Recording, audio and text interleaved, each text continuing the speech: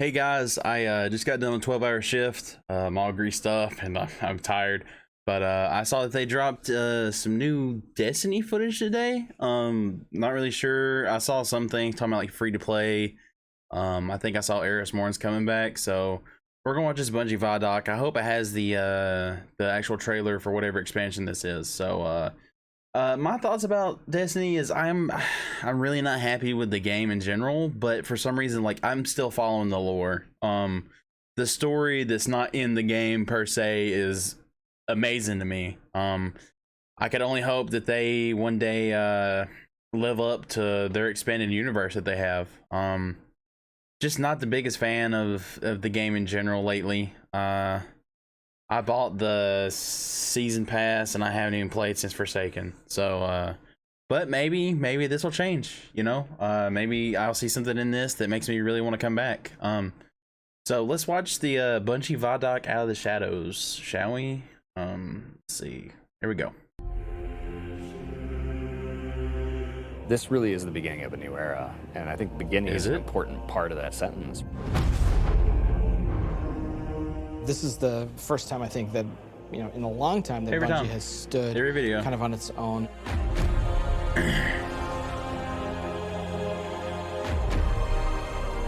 And we're self-publishing. It's a really big deal. Okay. It is, There's a huge but you're still opportunity here back for us to really make our own decisions. It's a turning point for us. We are in charge of our own destiny. It's empowering and terrifying at the same time. There are only two groups who are going to decide what happens to Destiny next: Bungie and the players who play Destiny. I mean, it makes me feel better, but love to see. We find Crota again? Man, Crota won't stay dead.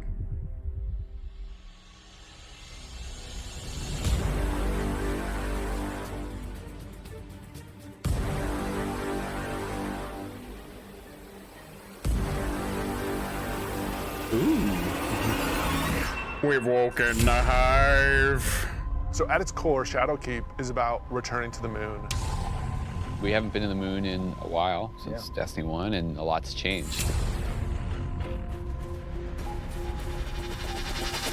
Bam. When you go back, it isn't exactly what you thought it was. There's like huge cracks ripped into it. There's a weird scarlet fortress. And so the context of the moon has been updated entirely. This isn't just about the hive anymore. What? It's about something else, something terrifying. Siva. Crota. The moon this time around is something really scary that is playing on your fear in a way that hasn't happened before. Before it was, oh, it's a big giant thing and it's scary, but now there's actual, like, some psychological elements to that.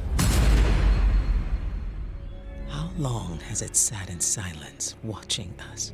Much too long. Having Eris Morn come back instantly signals to players the tone shift and change. There's an undertone of threatening and psychological horror. You're only... Listen, for me, the hive are like the only enemy. Like in Destiny, like everything with the hive is off the chain. Like, I mean, I love the hive. Like, I mean, I might get tired of fighting them, but I mean, I just think like the lore of them, they're kind of like just the polar opposites. I mean, you know what I mean? Like, I don't think any enemy is fleshed out like the hive are. And King's Fall, was the Crota raid? I don't remember what Dark Below. I don't remember what the name of the Crota raid was. I'm sorry. Insufferable! Siva hive. We want to tap into what makes Guardians afraid. What are their worst fears? Shadowkeep refers to the things that Eris unleashed on the solar system. Nightmares are manifestations of a Guardian's past. What if the villains that you thought were well into the ground actually weren't, and they were being resurrected by the darkness? Eris is trying to figure out how she unleashed this kind of madness, and so she needs your help.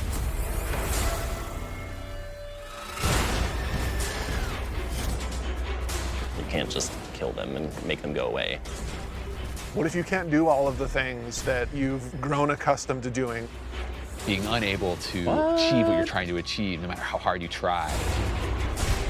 Players, they think we can deal with this. We killed Crota, like we killed Oryx. Like, no big deal, right? Well, you're gonna get there and you discover it's a bigger deal than you even thought it could be. The darkness is actually a lot closer than you realized. Now you know my suffering. Her eyes need to be runnier. It is too dark. Let's lighten it up. Bam!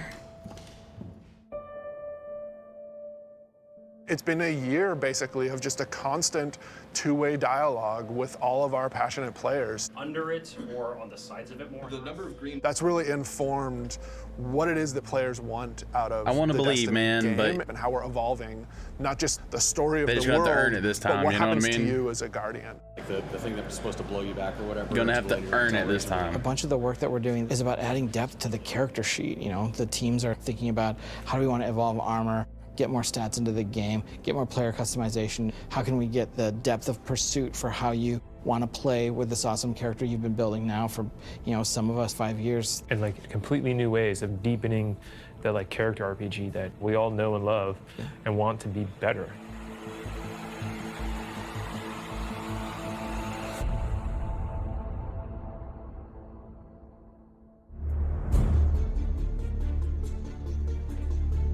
In Shadowkeep, we are fundamentally evolving the systems and moving the world forward. You want to bring some of that sci-fi element back to it, where it's like some like panels or something. We've been dancing this line between like, are we RPG enough? Are we not RPG enough?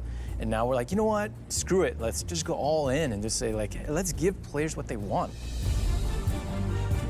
Ooh. Allow them to kind of like customize the players and their habits and their game modes and all that stuff as much as they want to. So in Shadowkeep, what we're doing is changing the way that armor, perks, and mods work pretty significantly. Right now in the game, if you have an armor set that you like the look of, but you have another armor set that you like the way it plays, you're probably going to pick the one that you like the way it plays. Yeah. Armor 2.0 is focused on allowing you to take the mods that you've unlocked and apply them to any given piece of armor. When I move my cursor over one of these mod sockets, it immediately shows me all of the mods that are available to me. Personally, I'm excited about the artifact. Players just get to kind of like fidget with these knobs and switches and do all the things that they want to do. When you get to this last tier, each of these perks gets relatively close to what an exotic might feel like. That's going to be a lot of fun. It's going to be a lot of fun.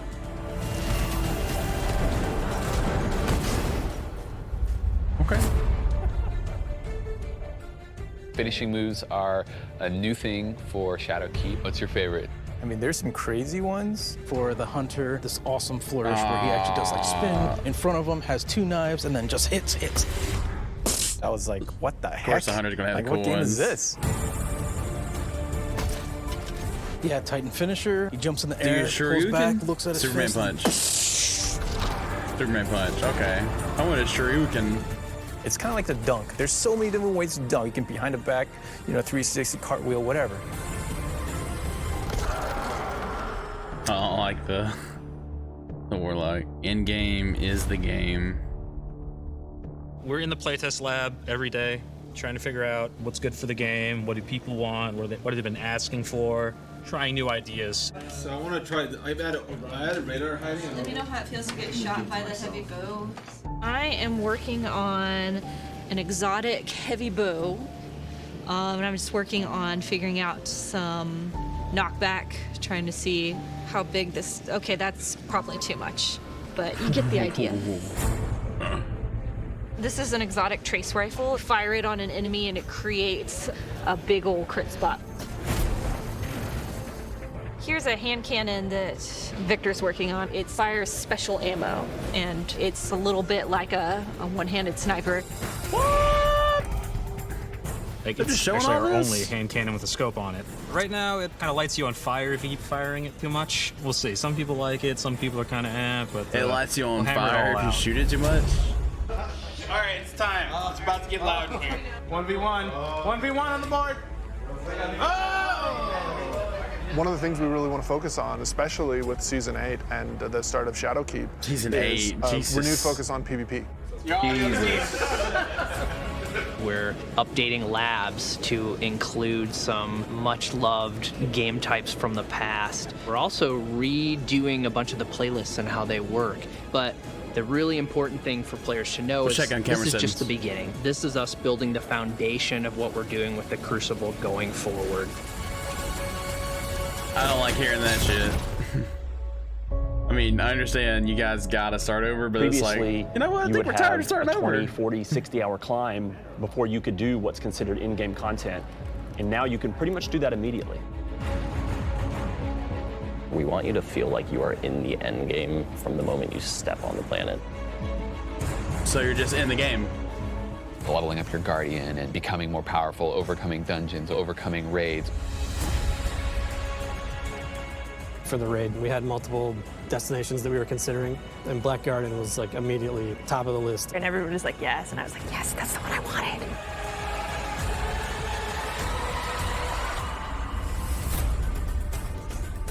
With Forsaken, we've started finding more ways for players to customize and personalize their character and differentiate themselves.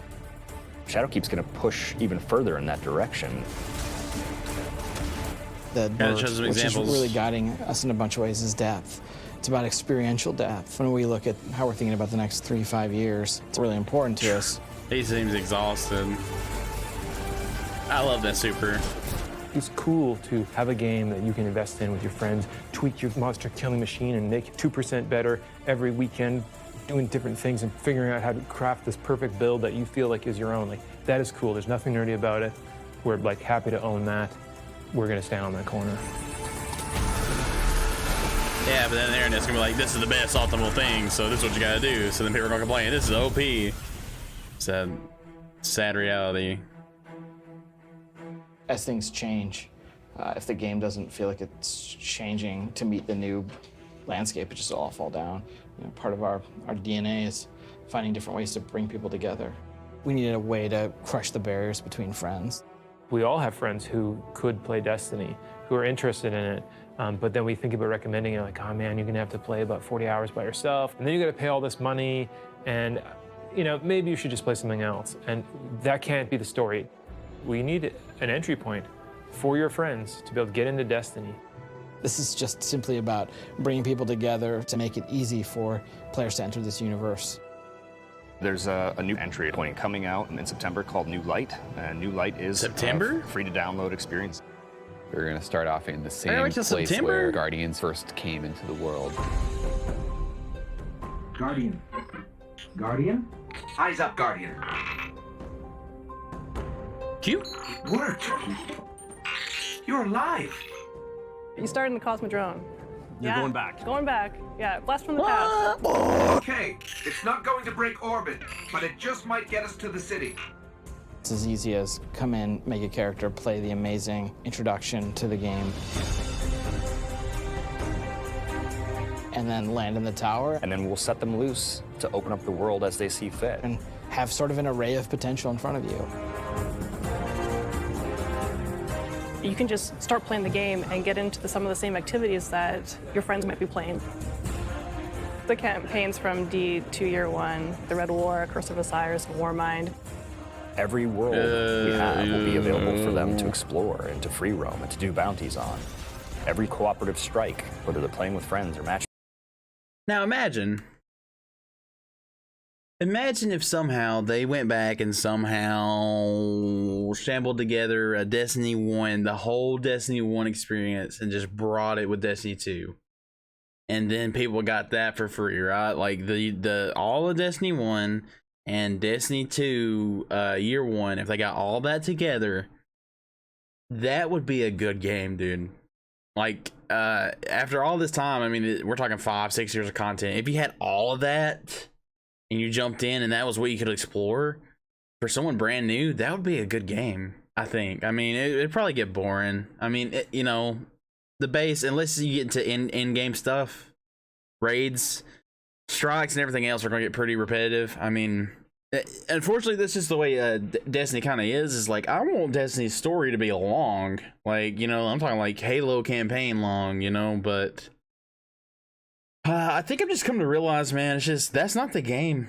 Like, that's not the game they're making, and the story is not in the game, really. So, but I mean, it's, I don't think Destiny's shit, but I don't think it's like, I think it's probably, in my opinion, one of the most disappointing games, because I think the thing was, and this is, let me step back, but everyone had like an idea what Destiny was going to be, and it just feels like it was not what any of us thought it was going to be. You know what I mean? And they've stuck by that. They haven't really came back, in my opinion. But we'll see. I'm kind of bummed I gotta wait till September. I was going to download on my PC if it was free right now, but September's kind of a long way away, man. But all right, whatever. Let's go ahead and continue. Making every competitive multiplayer map. The D2 Year 1 raids like Leviathan.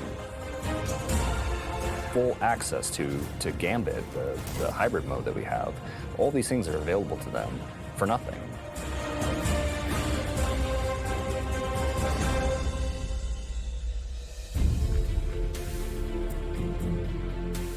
We've always said that Destiny is best when you play it with your friends, and we're trying to make it easier. It's only good when you play with your friends. Friends who are playing Destiny are on different opinion. platforms. We're adding cross save so that you can move between the different platforms and play wherever your friends are. Like if I'm playing and I want to move over to my PC, I should have my character go with me. We want Destiny to meet you wherever you want to play, so that's incredibly important for us. Yeah. We wanted cross save before we shipped Destiny 2, right? Like a bunch of it was built. We just couldn't get there for capital R reasons.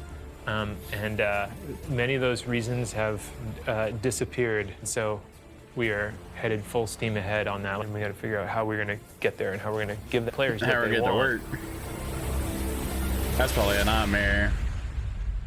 Well, just cross save, maybe not. I mean, if it's cross platform. Our original vision for Destiny was a world that would evolve and change. We're leaning really hard into that because we believe that's where the future of Destiny is. The long horizon for Destiny is to become an evolving world. You know, you're going to tune in to see what's going to happen next. We can completely build Destiny in the vision that we want it to be. Guardians a vision that isn't dictated by a commercial model or a business plan, but our creative vision and what we want to do for our players and what they want us to do with Destiny. I mean, I hope all the best for you guys. I do. Done. We have a series of missions that we need to finish before I think we have Destiny in the place that it needs to be, and we're back to, I guess, finish the fight, so to speak. Back to square one again, guys. And then Destiny 3 is going to come out after this. Oof. I mean, oof. That's a rough one.